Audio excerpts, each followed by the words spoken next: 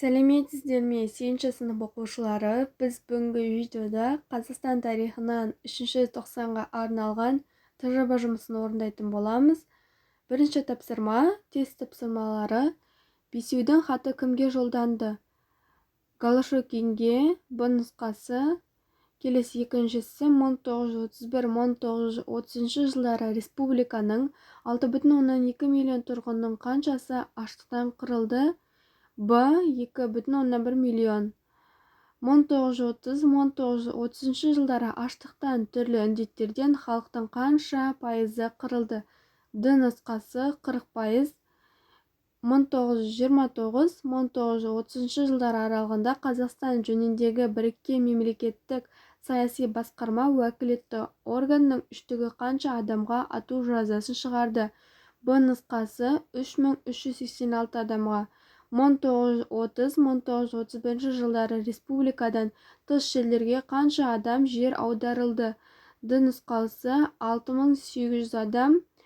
Келесі екінші тапсырма.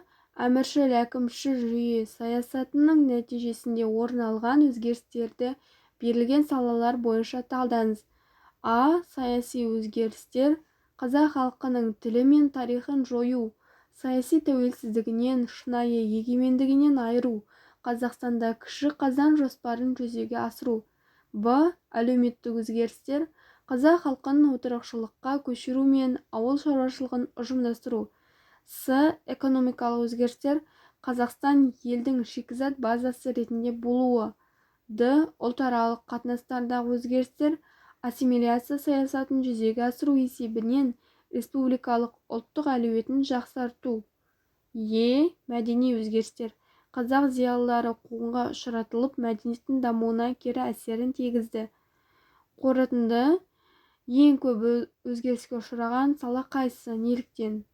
Менің ойымша, әлеуметтік сала көп өзгеріске ұшырады. Адам шығыны, аштық, репрессия және тағы басқа саяси оқиғалардың салдары осы саланы айналып өтпеді. Үшінші тапсырма. Қазақстандағы индустрияландыру саясатының жетістіктері мен кемшіліктерін анықтап, қорытынды ой жазыңыз. Индустрияландырудың жетістіктері: көмір өнеркәсібі дамыған, ірі орталыққа айналды. Екінші жетістік: Қазақстан қорғасын өндіруде бірінші орынға шықты. Үшінші жетістік: химия өнеркәсібі жоғары қарқынмен дамып, ірі өндіріс орындары салынды. Жаңа жұмыс орындары ашылды.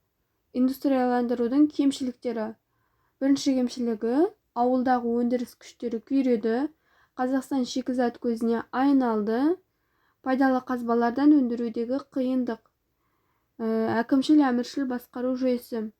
Индустрияландыру саясаты тиімді болды ма? Неліктен? Менің ойымша, индустрияландыру саясаты тиімді болды.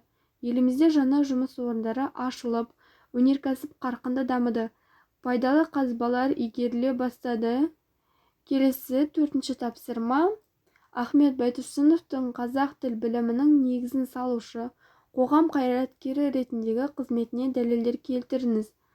Қазақ тіл білімінің негізін салушы, қазақ халқы қолданып отырған араб алфавитінің теріс жақтарын, кемшілік тұстарын көріп, өзгеріс енгізу қажет деп санайды. Ол туралы ойын қазақ білімпаздарының тұңғыш съезінде сөйлеген сөзінде айтты. Қоғам қайраткері Ахмет Байтұрсынұлы Алаш партиясы бағдарламасы даярлаған шағын топтың құрамында болды. Ахмет Байтұрсынұлы мен Міржақып Дулатұлы қазақ арасында бұрыннан келе жатқан ру-жүз аралық алауыздыққа байланысты Алаш орда үкіметінің құрамынан саналы түрде еңбек алды. Бірақ олардың қазақ ұлттық мемлекет идеясын жасаушы топтың ішінде болғандығын замандастары жақсы біліп, мойындады. Келесі. Байтұрсыновтың болашақ ұрпаққа қалдырған ұлы мұрасы деп нені атар едіңіз? Дәлел келтіріңіз. Қазақ тілінің негізін қалаушы, қазақ мектебінің іргетасын қалаған алғашқы тұлға, тұңғыш қазақ балаларына арнап әліппе жазған.